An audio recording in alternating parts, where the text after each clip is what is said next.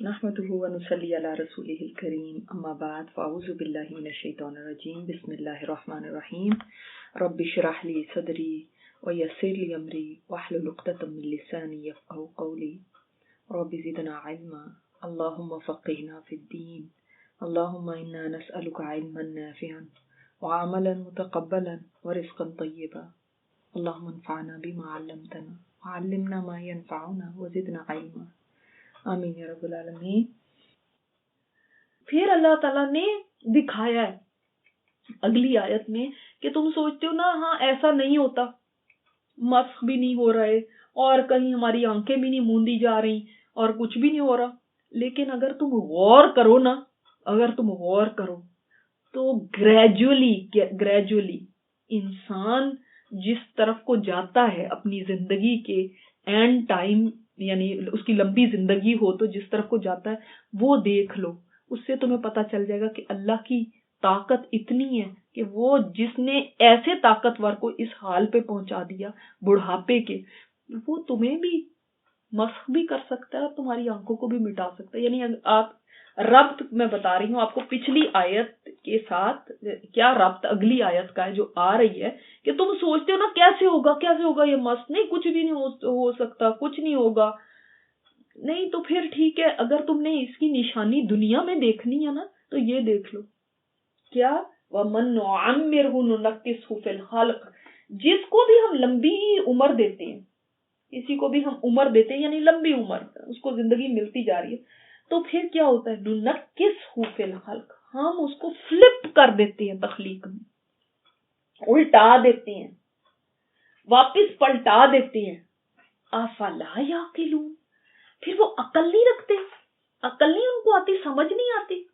इतनी पावरफुल आयत है कि इंसान इसके ऊपर गौर अगर करे ना तो यानी इंसान परेशान हो जाता है कि अल्लाह ताला ने कहां से इंसान की नब्ज पकड़ी है, तुम्हें इतनी समझ नहीं आती, तुम देखते नहीं हो तुम्हारे इर्द गिर्द क्या हो रहा है। अब ये जो कुछ हो रहा है ना, ये इसके लिए कोई बहुत मुझे पढ़े लिखे होने की जरूरत नहीं है, एक आम बंदा, एक बच्चा भी ये बात समझ सकता है। क्या कि जब कोई यानी लंबी उम्र पाता है तो उसके बाद क्या होता है, वो वापस उसकी कुव्वतें ताकतें जाने लगती हैं और वो वापस ऐसे हो जाता है जैसे क्या था, जो नुनक्किसहु फिल खल्क, हम उसकी खल्क में सब कुछ आ जाता है, उसकी जिस्मानी ताकत, उसकी अक्ल, उसकी शक्लो सूरत, उसकी ज़हनी कैपेसिटी, उसकी ताकतें, ये सब कुछ इसमें आ जाता है फिल खल्क। हम फ्लिप कर देते हैं, यानी फिर दोबारा रिवर्स हो गया, वो रिवर्स गियर में लग जाता है और फिर वहीं पहुंच जाता है जहां से उसने शुरू किया था। जैसे एक दायरा नहीं होता, या एक आप पहाड़ देख ले, आप पहाड़ के ऊपर चढ़ते हैं, फिर उसके टॉप पे पहुंचते हैं, फिर उसके बाद क्या होता है, उसके बाद तो नीचे ही जाना होता है, ऊपर तो और नहीं जा सकते। आप जितना मर्जी जोर लगा ले, इससे ऊपर चोटी पे पहुंच गए, आपके कहाँ जाएंगे इसके बाद? उसके बाद तो जो भी सफर होगा वो नीचे को होगा, ऊपर को नहीं हो सकता अब। और फिर आप इन द एंड वहीं पहुंच जाते हैं जहां से आपने शुरू किया था। ये है जिंदगी कि इंसान कैसे होता है, पैदा होता है तो उस वक्त कैसा होता है, बिल्कुल कमजोर, इतना कमजोर कि ना तो वो उठ सकता है, ना बैठ सकता है, ना खुद खा पी सकता है। इसी तरह इंसान की एक ऐसी उम्र भी आ जाती है कि वो खाना खाना है तो तब किसी की हेल्प चाहिए, अगर उसको कपड़े पहनने हैं तो तब किसी की हेल्प चाहिए, अगर उसको उठना है, बाथरूम तक जाना है तो तब किसी की हेल्प चाहिए। लेकिन आपने देखा वही इंसान होता है। हम कभी अगर आप किसी बूढ़े को जानते हैं तो उनको देखें और उनसे कोई पिक्चर उनकी मांगे कि जो आपकी आज से 30-40 साल पहले की पिक्चर है वो हमें जरा दिखा दें, आपको यकीन नहीं आएगा कि ये वही इंसान है जो मेरे सामने अभी व्हीलचेयर पे बैठा हुआ है, सर झुका के, कमर बिल्कुल दोहरी हो रही है, सफेद बाल है। ये कभी इस तरह का जवान भी था, ये कभी ऐसा भी था। अल्लाह ताला इस तरह रिवर्स कर देता है। वो ही इंसान जो इतना लाउड होता है घर के अंदर के, गरजता है, वो इंसान जो इतना स्मार्ट होता है, وہ انسان جو اتنا انرجیٹک ہوتا ہے، جو دوسروں کو کیا کیا کہہ دیتا ہے، اور بچے بھی اس کے سامنے کانپتے ہیں، جو اپنی ہونہاری کی، اپنی عقل مندی کی باتیں کرتا نہیں تھکتا، وہی انسان اب کیسا ہو جاتا ہے جب اس کے بچے بھی اس کو کہنے لگتے ہیں آپ کو کیا پتا ہے، اور وہ کسی آنا سا ہو کے ہنستا رہتا ہے کہ ہاں جیسے مجھے واقعی کیا پتا ہے۔ وہی انسان جو پہلے کتنا جو مرضی آتی تھی کرتا تھا، اب کیا ہوتا ہے، اب گھر والے کہتے ہیں آپ کو نہیں ہے سمجھ، اب گھر والے کہیں جانے لگتے ہیں نا تو یہ بھی اٹھنے لگتا ہے، تو گھر والے کہتے ہیں آپ نے جا کے کیا کرنا ہے، آپ گھر پہ ہی رہے۔ کوئی گھر میں آنے والا ہوتا ہے تو گھر والے پہلے ہی سمجھانے لگتے ہیں، ان کے سامنے زیادہ بولنے کی ضرورت نہیں، آپ خاموش ہی رہیے گا۔ جو کوئی چیز کھانے کے لیے ہاتھ بڑھاتا ہے تو گھر والے سامنے سے اٹھا لیتے ہیں، آپ کو پتا ہے آپ یہ نہیں کھا سکتے۔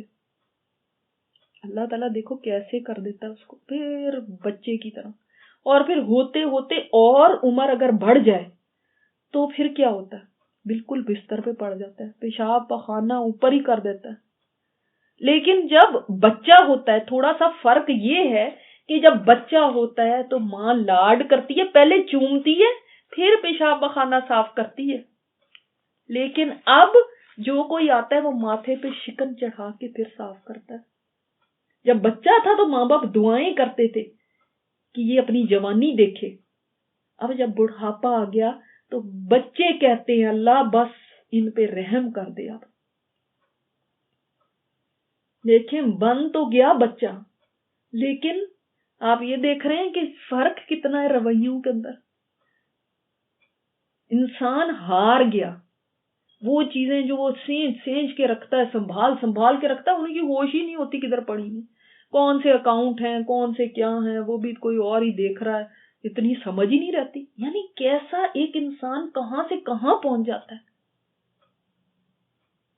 اگر انسان کو لمبی عمر نہیں بھی ملتی تو وہ مر جائے گا، تب بھی سب کچھ چلا جانا ہے، اور اگر لمبی عمر مل جاتی ہے تو تب بھی چلا جائے گا، کچھ نہیں اس کا اپنا رہتا۔ جس کے پیچھے جوانیاں گلا رہے ہیں خود سوچیں کہ ان میں سے کوئی چیز بھی نہیں میری رہنی، یہ کپڑے ہیں، یہ وہ سب پڑے رہ جاتے ہیں، وہ کھانے پینے کچھ بھی نہیں کھا سکتے۔ دیکھیں آپ، اچھا ایک اور بھی چیز ہے، بچہ جو ہوتا ہے جب چھوٹا انفینٹ ہوتا ہے، آپ دیکھتے ہیں نا وہ پیدا ہوتا ہے تو اس کی آئی سائٹ زیادہ نہیں ہوتی، وہ زیادہ دیکھ نہیں سکتا،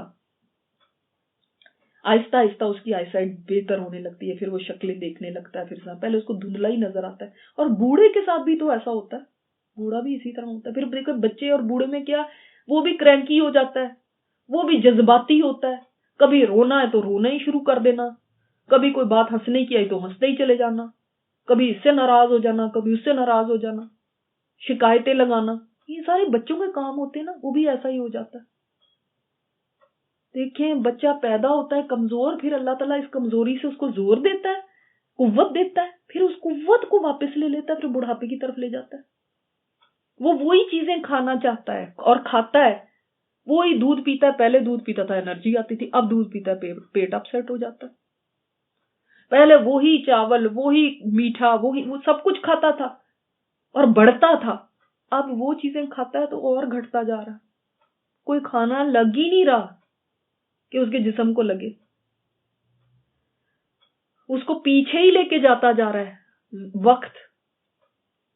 انسان کی اس قدر بے بسی اللہ تعالیٰ نے اس آیت میں بیان فرمائی ہے نا کہ انسان تم کیا چیز ہو، تمہارا تو اپنا جسم بھی تمہارا نہیں، ابھی بتا دیا کہ تمہارا جسم گواہیاں دے گا تمہارے خلاف، اب فرما دیا کہ دیکھ لو یہ بڑھاپے کی تصویر، یہ وہ زندگی کا فیز ہے جس تک کوئی بھی نہیں پہنچنا چاہتا، اور لوگ اتنے کوششیں کرتے ہیں کہ بس بڑھاپا ہمارا رک جائے، چاہے اس کے لیے سرجریاں کراتے ہیں، اس کے لیے کیا کیا کریمیں لگاتے ہیں، مگر روک نہیں سکتے، سارا وقت اس جسم کو سنوارتے رہتے ہیں۔ یعنی یہ آپ ایسے ایکٹریسز کو اور ان کو دیکھ لیں، وہ اتنی عمر بھی ہو جاتی ہے، وہ سنوارتے رہتے ہیں، لیکن پھر بھی ان کے اوپر بڑھاپے کے آثار آ جاتے ہیں۔ اللہ تعالیٰ دکھاتا ہے کہ تمہارا کوئی زور نہیں ہے. یہ جو گھڑی کی ٹک ٹک چل رہی ہے نا, یہ دیکھیں ہم اس وقت سے بیٹھے 2 گھنٹے ہو گئے ہمیں بیٹھے. 2 گھنٹے پہلے ہم اپنے بڑھاپے یا اپنی موت سے 2 گھنٹہ دور تھے. اب 2 گھنٹے اور قریب ہو گئے ہیں. اپنے بڑھاپے یا موت ایک ہی ہے, ان دونوں کے سوا کوئی تیسرا جگہ تو ہے ہی نہیں. ہم نے اور نہ جوان ہونا ہے, نہ ہم نے اور زیادہ طاقتور ہو جانا ہے, نہ ہم نے اور زیادہ ذہین ہو جانا ہے. لیکن پھر بھی انسان دیکھو کدھر کھویا ہوا, اور کتنی ایک یعنی ایک سیڈ ہے یہ سٹوری کہ وہ دیکھیں ایک بندہ کیا طاقتیں رکھتا ہے, کیا ہوتا ہے کہ کیسے کانوں پہ آلے لگ جاتے ہیں, آنکھوں کے سامنے موٹے موٹے شیشے ہیں, نظر پھر بھی نہیں آتا, اکڑ اکڑ کے جو انسان چلتا ہے. جی میں تو کسی کو سمجھتا ہی نہیں ہے. اتنی بڑائیاں اتنی اپنی شیخیاں کے حد سے زیادہ. اب دیکھ لو پیشاب بستر پہ نکل جاتا ہے, دوسروں کا کوئی کام کرنا تو دور کی بات ہے, تو اپنے کام کے قابل بھی نہیں رہتا. تھوڑی دیر بٹھا دو نا تو کہتے ہیں اب لٹا دو, اب تھک گئے. دیکھیے اللہ چاہے تو ایسا کر دے. اس آیت سے اللہ تعالیٰ نے بتا دیا ہے کہ اللہ ریورس کر سکتا ہے سچویشنز کو, حالات کو, جیسے اللہ کسی کی زندگی کو ریورس کر دیتا ہے. ایک ٹائم کے بعد, اب تو خیر پہلے زمانے میں شاید 40 ایک شباب تھا, ایک پیک ٹائم ہوتا تھا, اب تو شاید 30 یا 30 کے بعد ہی انسان نیچے جانا شروع ہو جاتا ہے. تو اللہ تعالیٰ پلٹا دیتا ہے. اس سے قریش مکہ کو بھی اللہ تعالیٰ نے بتا دیا کہ تم یہ نہ سمجھنا تمہاری جو آج حالات ہیں اور یہ ہیں, اور یہ مسلمان جو ہیں وہ مجبور بے بس ہیں, تمہارے سامنے پڑے ہوئے ہیں, جیسے مرضی ان کو ٹارچر کرو, جو بھی کرو. نہیں, ایک دن اللہ ان حالات کو بھی پلٹا دے گا. جیسے ایک جوان سے ایک بوڑھا, ایک نوجوان مرد ہے, طاقتور ہے, اس کو اللہ تعالیٰ محتاج بنا دیتا ہے, کمزور بنا دیتا ہے. اسی طرح اللہ یہ حالات بھی بدل دے گا. اور فتح مکہ کے بعد آپ نے دیکھا کہ ایسے ہوئے حالات. وہ جو طاقتور بنتے تھے وہ کیا تھے, ہاتھ باندھے کھڑے تھے اس دن. تو کسی سچویشن میں بھی آپ آج کوئی اگر دینے والا ہے نا, تو کل اللہ اس کو لینے والا بھی بنا سکتا ہے. کوئی بہت زیادہ تکبر کی ضرورت نہیں ہے. آج ٹیبل کے ہم اس طرف بیٹھے ہوئے نا, میں باس ہوں اور یہ جو ہے نا میرے سامنے پریشان حال کوئی سوالی آیا ہے, تو کل دوسری طرف بھی بیٹھ سکتے ہیں. ایک جیسی زندگی نہیں رہتی. پھر گھمنڈ کس بات کا, پھر شیخیاں کس بات کی, پھر بڑائیاں کس چیز کی ہیں, یہ اکڑیں کیوں نہیں ختم ہوتی. اللہ اکبر. تو اللہ تعالیٰ چاہے تو اسی طرح بچوں کی طرح کر دے. اور اگر کسی کو اللہ تعالیٰ معاف کرے کہ اب جیسے کہ بہت کامن ہو گیا ہے کہ الزائمر وغیرہ یا ایسی کوئی بیماری ہو جائے بھولنے کی, تو انسان کو پھر یہ بھی نہیں پتا چلتا کہ میرا اپنا گھر کون سا ہے, یا میرے رشتے کون سے ہیں, یا میں نے کھانا بھی کھایا بھی ہے کہ نہیں کھایا. یہ بھی کسی کو یاد کرانا ہے کہ اس کو کھانا دینا, اس کو تو یہ بھی نہیں پتا کہ میں نے کھانا کھایا یا نہیں, یہ میری اولاد ہے کہ یہ کوئی اور ہے. یہ انسان کا حال ہو جاتا ہے. اسی لیے نبی صلی اللہ علیہ وسلم نے رذیل عمر سے پناہ مانگی ہے, اور آپ صلی اللہ علیہ وسلم نے ہمیں دعا سکھائی ہے, اللہم انی اعوذ بک من البخل واعوذ بک من الجبن واعوذ بک من ان ارد الی ارذل العمر. اے اللہ کہ میں تیری پناہ میں آتا ہوں کہ میں پھیر دیا جاؤں رذیل عمر کی طرف. عقل, سمجھ, علم, بڑی بڑی ڈگریاں سب ختم. وہ پیس آف پیپر سے زیادہ کچھ نہیں ہوتی. بچے ان کو جنک یارڈ میں, جب گاربیج میں, یا تصویریں ہیں البمز کی, البم بھری ہوئی ہیں, یہ کپڑے ہیں, سب ایسے کوڑیوں کے بھاؤ بیچ دیتے ہیں. کوئی لے جائے ان کو, سارا گاربیج بھرا ہوا ہے ہمارے ماں باپ نے. آج کسی کو کہہ دیں نا آپ آنٹی ہیں یا آپ بوڑھی ہیں, یا چلو آنٹی کہہ دیں, وہ مائنڈ کرتے ہیں جی ہمیں کیوں کہہ دیا. اس دن کیا کرو گے, ایک دن تو یہی بننا ہے, ایک دن تو بوڑھا ہونا ہی ہے, آپ کہلانا چاہیں یا نہ چاہیں. یہ کہنے سے نہیں کچھ ہو جاتا کہ ہمیں کہہ دیا تو ہم پتہ نہیں بوڑھے ہو گئے. یہ تو آنا ہی آنا ہے, اگر زندگی رہی تو یہی آنا ہے.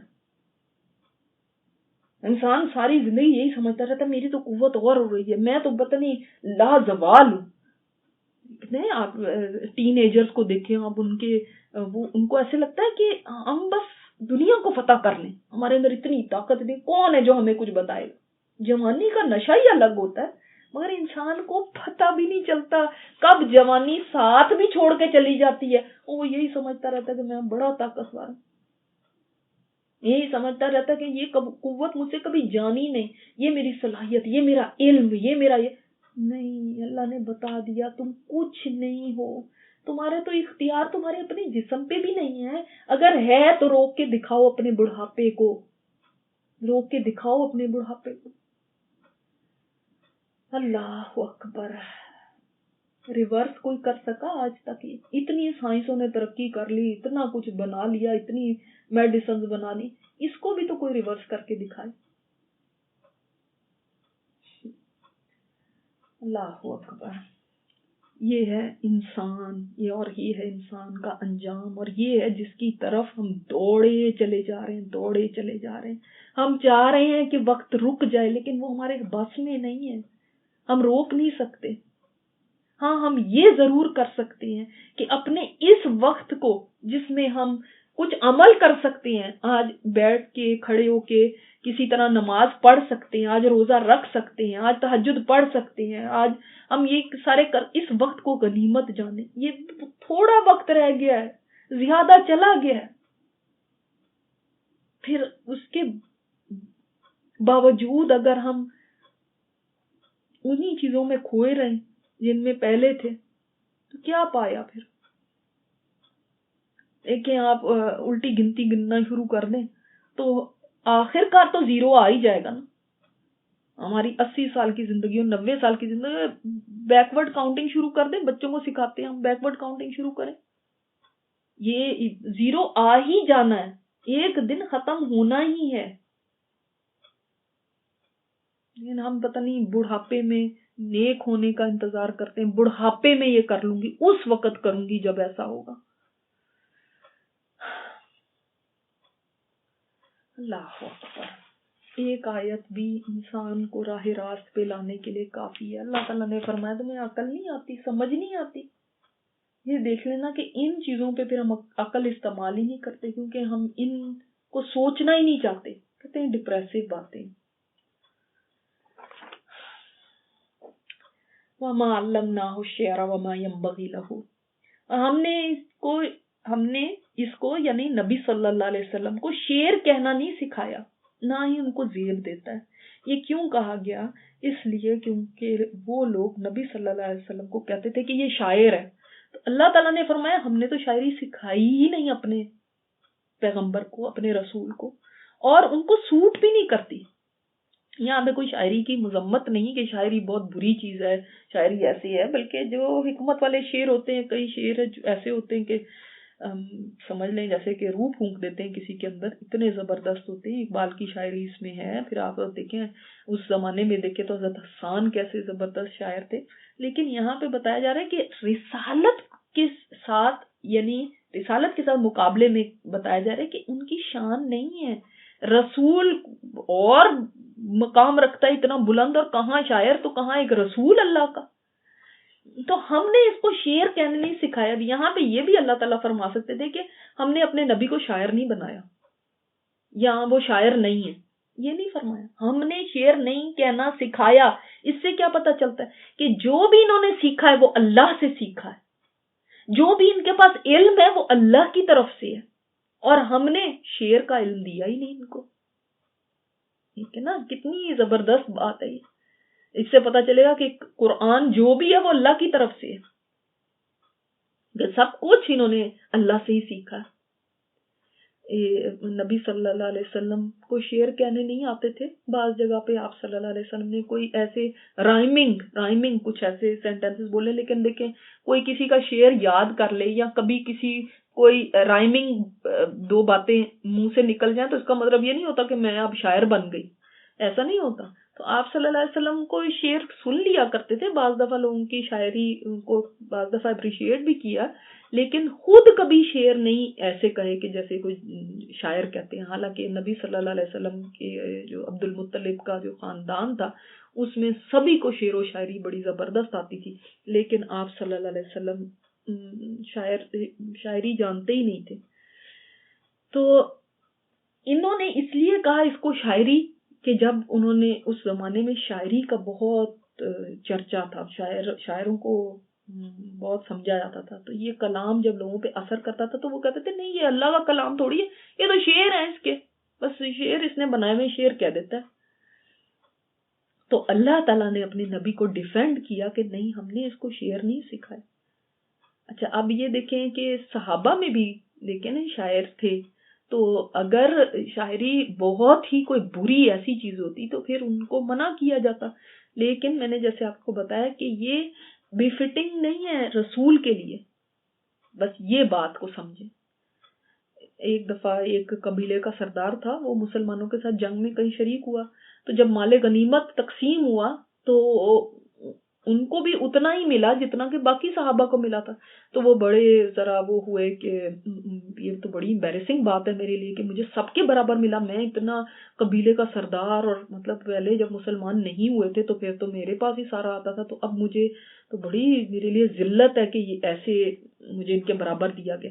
اور پھر شعر بھی کہہ دیے اس میں جن میں کہا کہ میری تو بڑی ذلت ہو گئی ان دو قبیلوں کے درمیان، جو یعنی جو ان کے قبیلے تھے اقرا اور اوینا قبیلے، ان میں میری بڑی ذلت ہو گئی.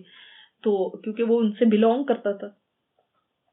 تو جب آپ صلی اللہ علیہ وسلم کو پتا چلا تو آپ صلی اللہ علیہ وسلم نے فرمایا کہ ان کو کچھ دے دلا دو، اور تاکہ یہ کیونکہ ان کی باتوں سے ان کے شعروں سے بڑے پاپولر ہوئے، آگے سے آگے لوگوں تک پہنچتے گئے، اور اس میں ایسی بات تھی کہ اسلام کی وجہ سے تو میری بدنامی ہوئی، اور اس میں میرے قبیلوں کے اندر میری بدنامی ہو گئی. تو جو دو قبیلوں کے نام لیے تھے وہ اس طرح سے تھے نا، نقراوا اور اوینا. تو بہت سالوں کے بعد یہ مسلمان جو تھے یہ نبی صلی اللہ علیہ وسلم سے ملے. تو آپ صلی اللہ علیہ وسلم نے ان سے پوچھا کہ تم وہی ہو جس نے وہ شاعری کی تھی اور اس میں کہا تھا کہ اوینا اور اقرا جو ہے نا ان میں میری بے عزتی ہو گئی. تو اب وہ انہوں نے جب شعر کہے تھے تو انہوں نے اقرا اور اوینا کہا تھا. آپ صلی اللہ علیہ وسلم نے الٹ کہہ دیا. ابو بکر صدیق رضی اللہ تعالیٰ عنہ قریبی تھے تو انہوں نے فرمایا یا رسول اللہ ایسے نہیں تھا، ایسے تھا، کیونکہ شعر کے اندر بڑا ضروری ہوتا ہے ہر ورڈ اپنی جگہ پہ ہو، تبھی وہ رائمنگ ہوتا ہے اور سب اس کا ایک وزن ہوتا ہے. تو آپ صلی اللہ علیہ وسلم نے فرمایا اس سے کیا فرق پڑتا ہے کہ پہلے وہ قبیلے کا نام کہہ دیا یا بعد میں کہہ دیا. تو پھر ابو بکر صدیق رضی اللہ تعالیٰ عنہ نے یہی آیت تلاوت فرمائی تھی کہ وما علمناہ الشعر وما ينبغي له، کہ واقعی اللہ نے ان کو شاعری نہیں سکھائی، ورنہ ان کو پتا ہوتا کہ نہیں شعر میں تو ایک ایک ورڈ آگے پیچھے ہو جانا بہت بڑا ڈفرنس کرتا ہے. تو یعنی اس سے پتا چلتا ہے کہ آپ صلی اللہ علیہ وسلم شعر و شاعری سے دور تھے. یہ الزام غلط تھا. ان ہوا الا ذکر وقرآن مبین، یہ کلام تو شاعری نہیں ہے، یہ تو ذکر ہے، یہ تو ریمائنڈر ہے. ان ہوا کہہ کے کیا بات کہی گئی؟ نہیں ہے یہ. یعنی کیا مطلب کہ اس کے سوا ذکر اور مبین قرآن کے سوا یہ کچھ نہیں. جو کچھ تم اس کے بارے میں سمجھتے ہو کہ یہ شاعری ہے، کہانت ہے، جادو ہے، یہ ہے، ان ساری باتوں کو اپنے ذہن سے نکال دو. ان خیالات کو پہلے چھوڑو، پھر یہ بات سمجھ لو کہ یہ صرف ذکر ہے. ذکر یعنی ریمائنڈر اور اللہ کی یاد ہے، انسان کو اس کے خالق کے ساتھ جوڑنے والی یہ چیز ہے یہ قرآن. اس کو پڑھ کے کس کی یاد آتی ہے؟ رب کی. اپنا انجام یاد آتا ہے، اپنی زندگی کا مقصد یاد آتا ہے. تو یہ یاد دلاتی ہے.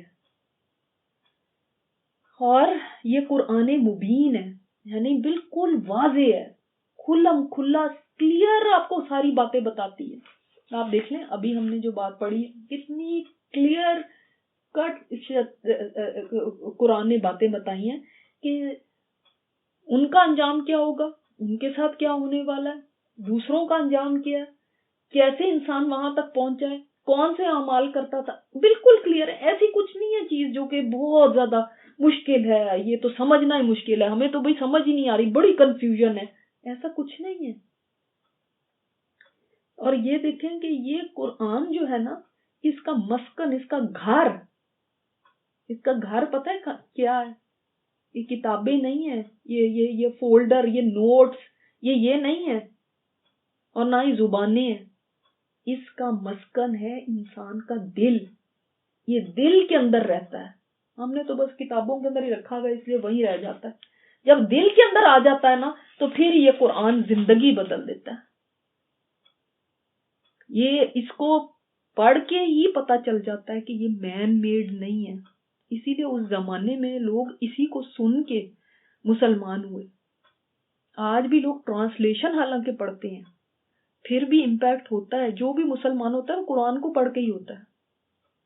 اور اس کا اثر تو سوچیں جنوں پہ بھی ہو گیا, جبکہ وہ کتنی طاقتور مخلوق ہے. تو طائف سے جب آپ صلی اللہ علیہ وسلم واپس آئے تھے تو اس وقت جنوں نے اس قرآن کو سنا تھا, تو انہوں نے کہا تھا ہم نے قرآن عجباً سنا.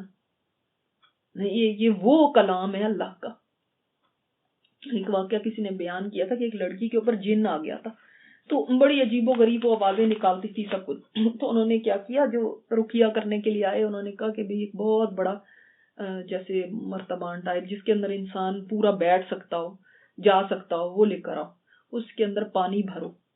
پانی بھرا گیا. پھر انہوں نے سورہ بقرہ پڑھی ایک چھوٹے برتن میں پانی لے کے, اور اس سورہ بقرہ والے پانی کو پورے پانی میں مکس کر دیا. اس کے بعد اس بچی کو کہا کہ تم اس کے اندر پانی میں کود جاؤ. جب وہ پانی میں کودی ہے تو اتنی چیخیں اس نے ماری ہیں, اتنی چیخیں ماری. پھر اس کے بعد اس کو نکالا گیا. اس نے پھر, اور اس کو وہ دیا ہوا تھا جس سے وہ بریتھ کر سکتی تھی, ایسے نہیں تھا کہ نہیں بریتھ کر سکتی, اس کو وہ دیا ہوا تھا سارا. جب اس کو نکالا تو وہ اندر سے پھر جن بولا کہ تم مجھے آگ سے جلا رہے تھے, تم مجھے آگ سے جلا رہے تھے. یعنی سرکش جن کے اوپر اس کلام کا اتنا اثر ہوا. تو یہ کتنا زبردست اور کتنا بڑا کلام ہے. کیا یہ کلام ہمارے دل پگھلانے کے لیے کافی نہیں ہے؟